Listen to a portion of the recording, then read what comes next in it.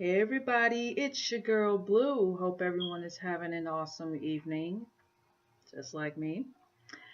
Oh boy, what a week, what a week, what a week.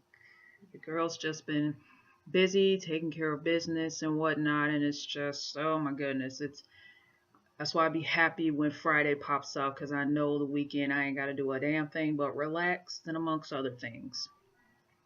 So I managed to just pretty much just watch movies, do laundry, clean up. I put up my Christmas tree, as you all can see in the back.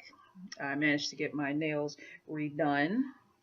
And of course, you all see that my hair is still in braids, a protective style that I hope I will be able to hold up in my hair for at least a month or two if I keep it greased and, put up and whatnot. And since I use the rubber band method, I can just take one down one by one and just redo it again. Although I've had times where like two braids came out, but it's no big deal. I put them back in, so it's not a big deal. But anyway, I know I told you guys it was going to be a two-part of the origin of blue, but apparently it seems like I am not done. So obviously, there's no telling how many parts it's going to be. I guess it's up to me because I feel like I'm not done. I'm not done talking about the origin of blue because blue is just a way of life for me. I love living in the color of blue, where the color just makes me feel alive and confident and just, filled with soul and body. I just love it. As you can clearly see from the hair, and I'm wearing blue pants, so yeah, blue nails, all of it. So blue is just a way of life for me. And I love every moment of it. So, hey, there's no complaints, no arguments here on my end, right? So, I'm trying to recall the last thing that I talked about in the last parts of the origin of blue. And if you have not seen a part two of the origin of blue, please check that out before you see part three of this. And I've also put up part one. Please watch both of those videos before tuning into part three of the origin of blue.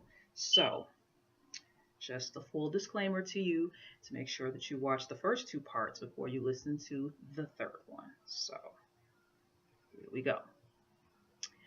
I believe I left off when my hubby was still in the military at the time. So, if I wind up repeating myself from the second one, I greatly apologize. I didn't get a chance to write anything down or review part two of it myself to see where I actually left off. So, I guess I will just leave off at the part, start off where I wind up having the baby, in the process here. My firstborn. May I remind you guys, if you guys haven't already know, I was not going to get married nor have children. Well, guess what? I got married and I had a child on the way. Which, may I remind you, when she came into the world, I was nervous as hell and I was terrified. Because by the time I got to the hospital, it was time for me to push. I was contracting on June the 1st of 2014. I remember that fondly because I thought I had to go to the bathroom and whatnot, but no, I was literally having contractions at home. And by the time I got to the hospital, my ass had to push. Boy, oh boy. The moment I got in that bed, boom, my water just bust. And I wound up giving birth to our firstborn daughter, Diamond. And I'm just in shock and awe.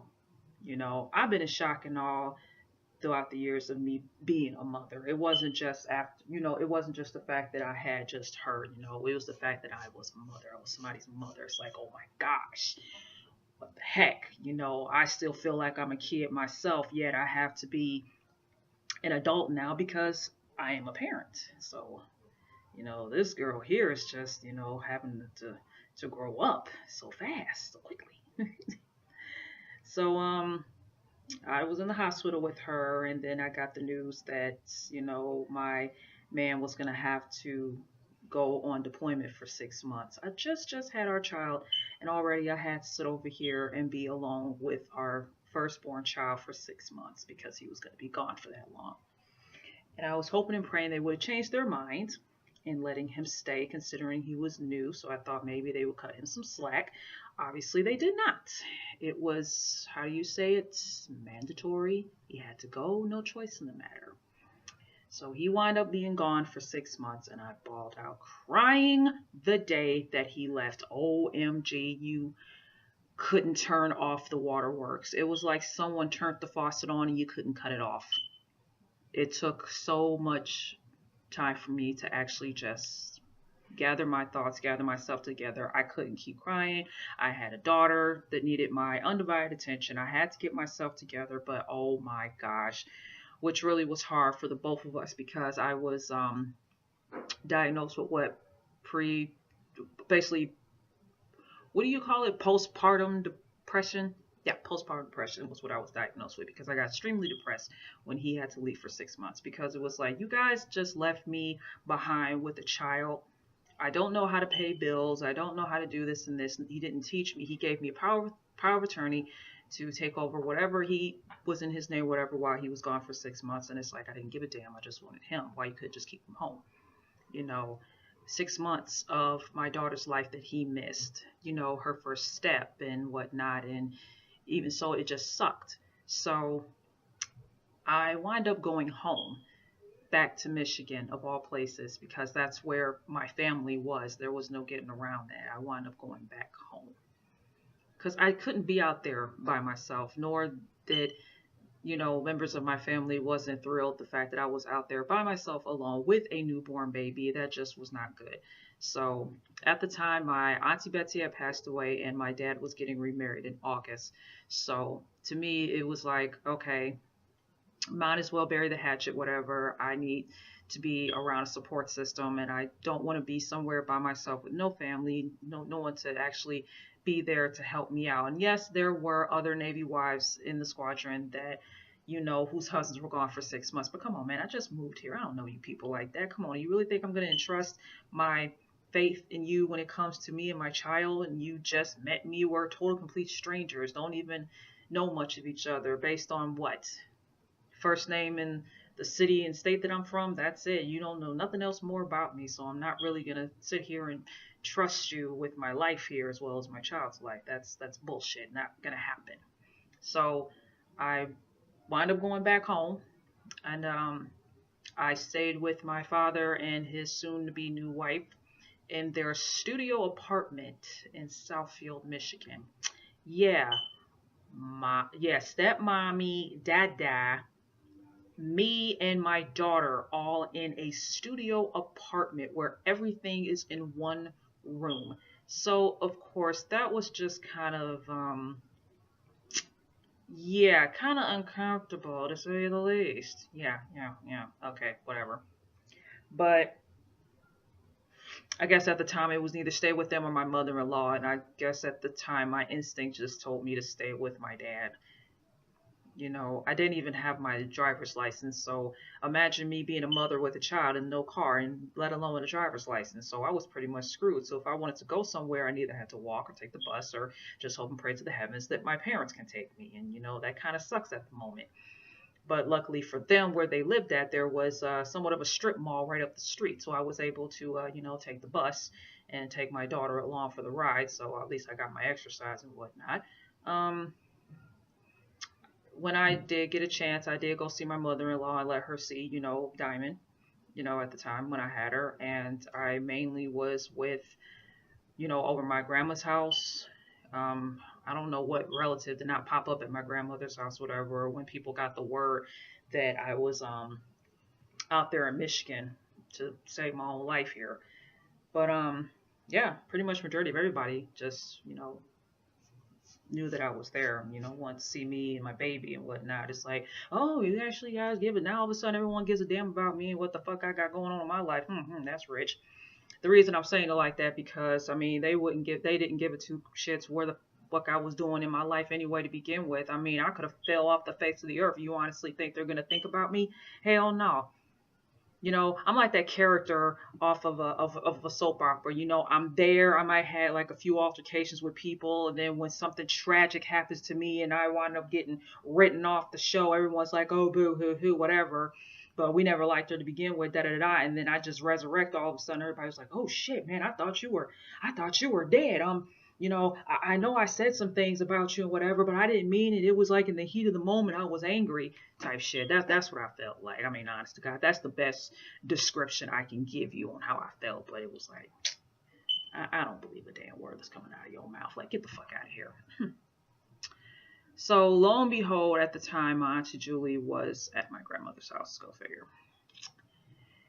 And she had the gall to bring up something that I said to her probably was going on 4 years, if anything, since I've been away from her, out of her house, out of her crap, so to speak. And she brought up that I said to her, I can't stand kids.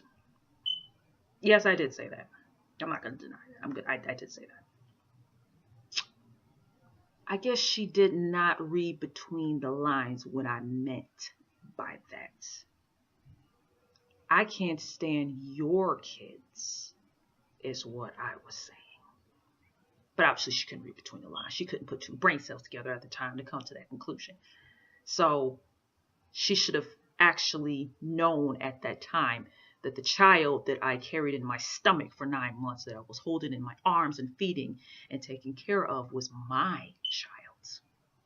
In other words, this child is a replica of me. I love me. I would love to be me, and I am me. So I love my child. I can stand my child. Your children, on the other hand, when I was staying with you at the time, I couldn't stand them. I couldn't stand how they treated me. I couldn't stand how you allowed them to get away with murder. I couldn't stand how you just let them do whatever the hell they wanted to me with no repercussions. I can't stand the fact that their mother, who goes around and says she is holy art thou, was whooping me with the belt that caused me to have black and blue marks all on my body. I couldn't stand when you went around telling people that I was your daughter. Let's be truthful, I'm your niece. I will never be your daughter. And if you were my mother, who knows what the hell would have happened to me then. I don't know if I would have ran away or slit my damn throat at the time. And considering all the crap and hell's have anchors that I've been through with her, I'm not surprised I didn't do either or, either though I came close. But I didn't. Let's just say I had friends, best friends, that actually gave a damn about me. So, praise be. But I digress. But anyway, I kind of felt like that I really did not have to listen to her anymore, considering I was an adult and I was a mother, and whatever I felt that was necessarily for my daughter to thrive on. That was my decision and her father's decision and ours alone, and it had nothing to do with her. The way how I see it, you can just focus on your kin and I can focus on mine, because you have no control over me anymore. So, boo-hoo-hoo-hoo for you. Type shit. I told you I had a whole new attitude, a whole new meaning in life. I was not going to sit over here and take anyone else's bullshit anymore when it came to what little old Blue over here was entitled to and was entitled not to do or have. Blue was an adult. Blue can do whatever she wants in her life now. Okay? My man is serving our country, making sure that we are safe from harm. My job is to hold down the fort while he is gone. Make sure that the bills are paid, that our child is thriving, that I am happy and taking care of myself mentally, emotionally, and physically, as well as our baby. That was the only thing that Blue had to be concerned about. I did not need to take any damn authority orders from anyone else anymore. And damn it, people, it felt so fucking good to do whatever I want, whenever I want. And no one could stop me because I was an adult. It was beautiful. So beautiful. I think the part that really just got on my damn nerves is how certain people were kissing my ass. And what I mean by the people that were kissing my ass, I mean the people that did me dirty. Now all of a sudden I'm the rich Navy wife. Yeah, I'm rich all of a sudden because my man is in the Navy. And when people think of the Navy, the Army, the Coast Guards, the Marines, you think that we're living the high life, that we are living on that big house on the hill where we have people cut our grass, take out our garbage, and clean our homes like housekeepers at a hotel. And I have all this money stacked up to the ceiling as if though I could just kick up my feet and just relax and just watch all the bullshit pass you by and not let it phase you. I'm being sarcastic. If you can't tell that, then something is seriously wrong with you. That's not what it was. I didn't have money piled up to the sky. Okay. I was just the kind of person that just knew what to use it for and what not to use it for. It wasn't about the money, people. My man was gone for 6 months. I had to deal without his presence for 6 months. I was only able to email him or call him once or twice a week. I was able to hear from him. But as far as him physically being there with me and his daughter, he was not there. And that's what I wanted. That's what I needed. Not be surrounded by Neanderthals who now see me in a whole different light. And now they want to be my friend. They want to do my hair. They want to watch my baby while I go out and have a ball. No, doesn't work that way. Wherever my baby goes, she goes with me. Okay? So if I have to go to the bathroom, then someone is going to have to watch her because I don't want to take her in the bathroom with me. But other than that, she goes wherever I go. Okay? That's what a mother does. I could tell y'all right now, in all the years my children have been on this earth, they have been with me 24/7. There have been times when other people have watched them for a day or two or maybe even a week. But other than that, I always have my children with me, point blank to the period. There's no ifs and buts about that because that's just the fact that they are my kids. They are my responsibility. I know they say a mother has to be able to go out and get a break and all that other mess. I understand that. I do. But these are my kids. I don't throw my kids off on anybody and then just walk the fuck out the door and then I don't come back until whatever. That's just not my style. I know some people that do that, and I'm not going to name names because, privacy is important to me. But you know who you are out there. You're that mother that just drops your kids off at your parents' house, your grandparents' house. Hey, bye, see you later. And then you don't come back until what? A day or two later, probably drunk off your ass or high off your ass. Yeah, those. You remember those because I do very fondly.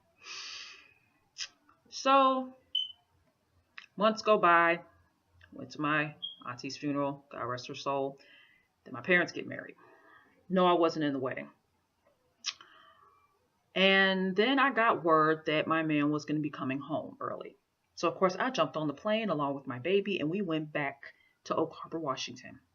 Unfortunately, I got bamboozled when we got there because they wound up letting another squadron come back instead of them. So they stayed out for their full 6-month deployment. So mind you, I was pissed. I wanted my man to come home. I needed him to come home. So since I was back in Oak Harbor, I decided to turn our house into a home. I got the necessities. I got a microwave. I got a washer and dryer. I got another television with a VCR and a DVD player in the mix. I got him a video game that he did not know existed until he got back. I really turned our house into a home, like Luther Vandross said. Well, this house is not a home. Something of that nature, but you get what I'm saying. So the week comes when he is coming home. I'm geeked up. I'm excited. I made sure my hair was braided. I went and got me a new outfit. I got our little mama a nice little navy outfit, just to, let him know we miss him and everything. And when he came home, I was just ecstatic. I was happy. I didn't care about anything or anyone. I just was happy my man was back. He was back home. And it took a while for our daughter to get used to him being there because she was so used to it just being me and her rather than it's me, her, and her father. And I let her hear his voice, on the phone when he did call. So she recognized. I showed her pictures of him, so she knew what he looked like and whatever. And it took her a minute like I said, it took her a while for her to know who her father is. And eventually she did know that was her father, and it did hurt him, because they took him away for 6 months. I mean, my God, 6 months of her life that he can never get back. So, yeah.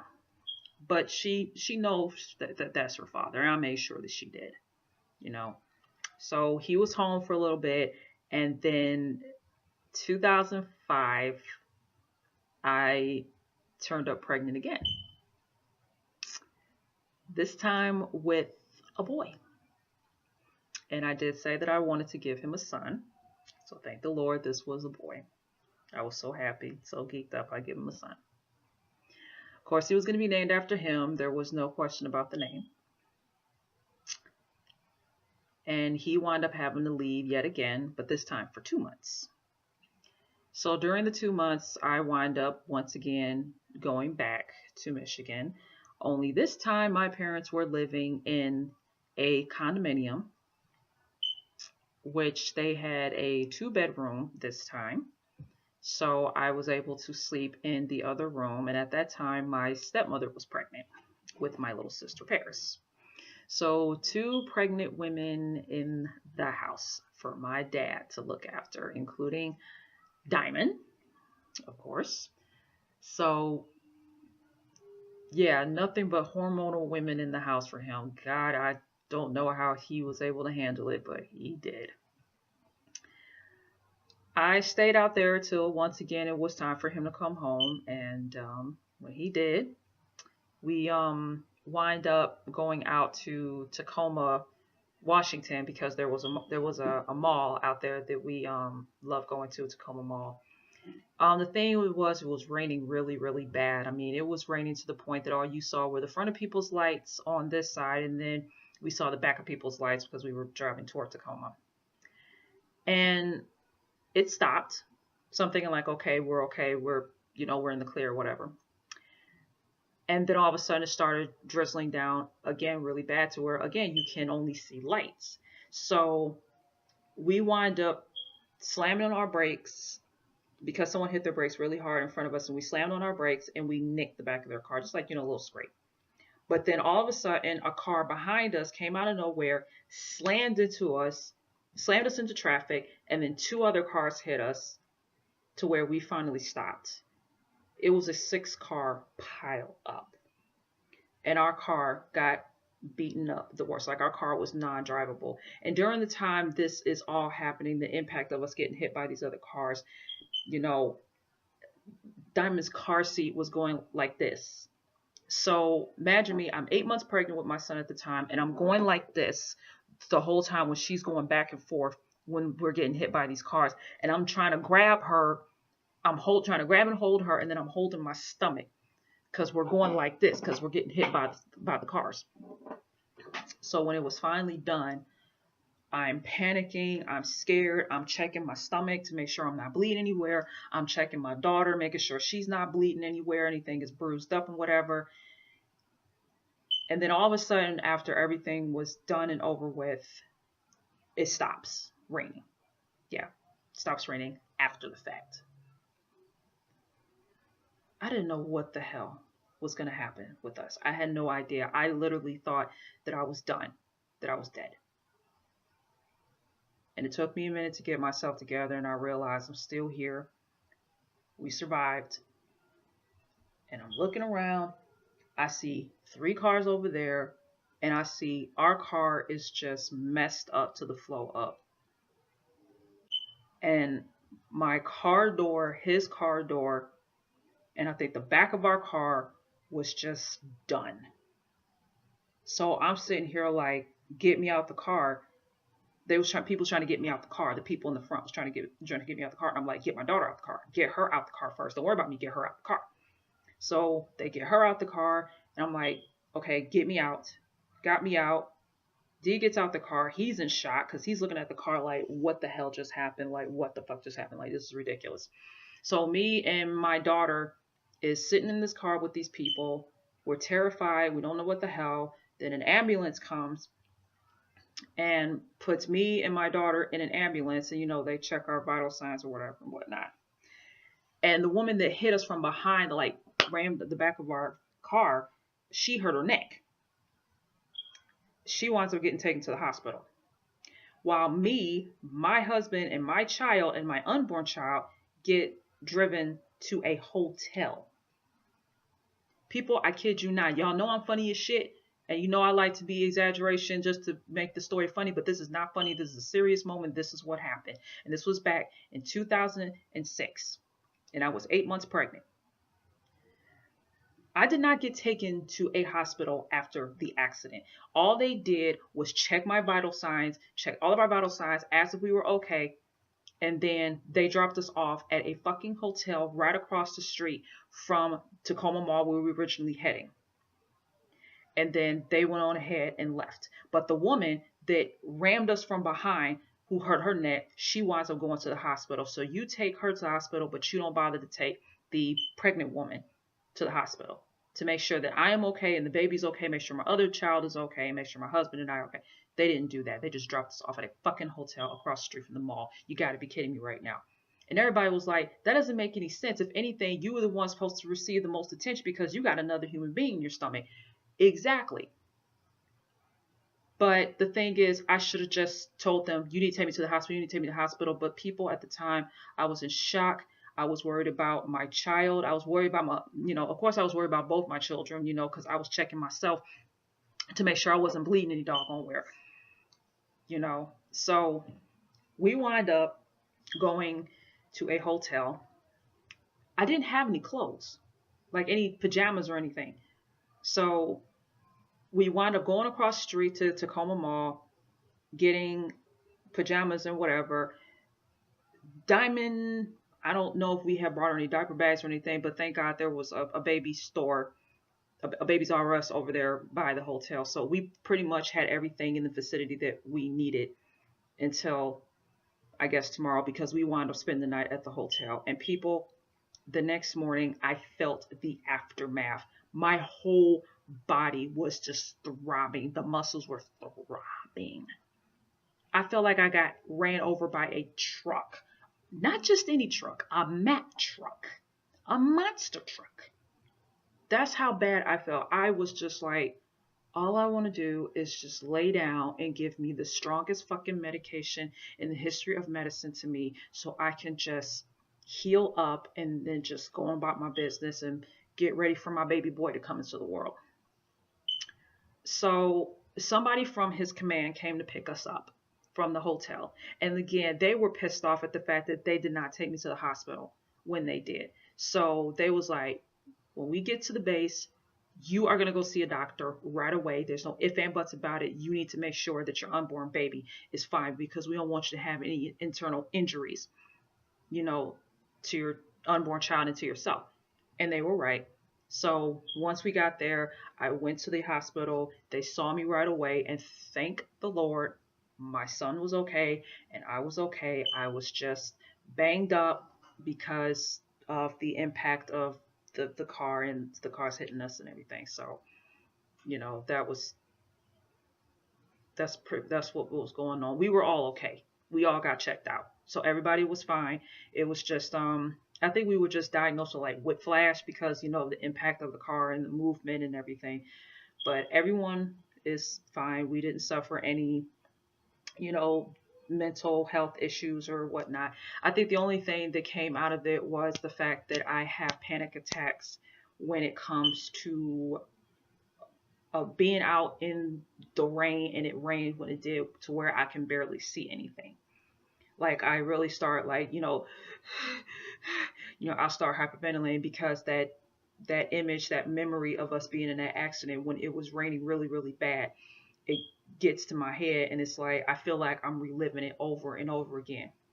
It's like when a rape victim gets raped, and when she gets in a relationship and the guy does something or says something, that her rapist said to her, she starts to, ventilate and starts having a panic attack because she feels like she's reliving that traumatic experience, and she doesn't want to do that. So that's what it was with me.